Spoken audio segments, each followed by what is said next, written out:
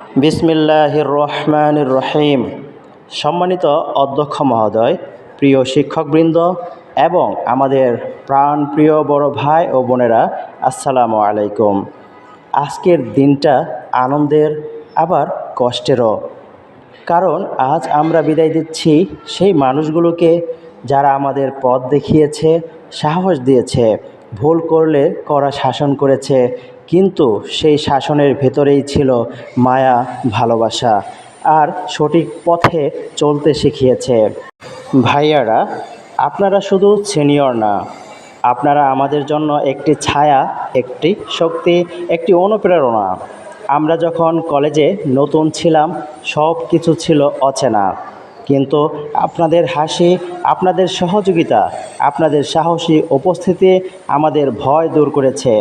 আজ আমরা যেভাবে দাঁড়িয়ে আছি তার পেছনে আপনাদের অবদান আছে।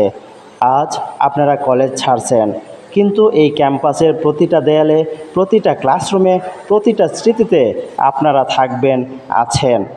আপনারা আমাদের শিখিয়েছেন স্বপ্ন দেখতে, হাল না ছাড়তে, লড়াই করতে।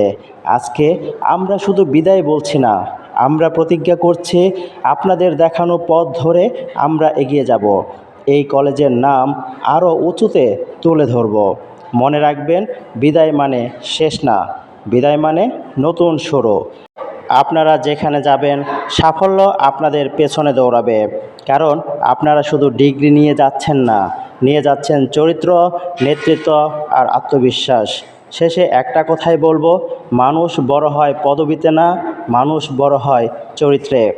আপনারা আমাদের কাছে সবসময় বড় ভাই হিসেবেই থাকবেন।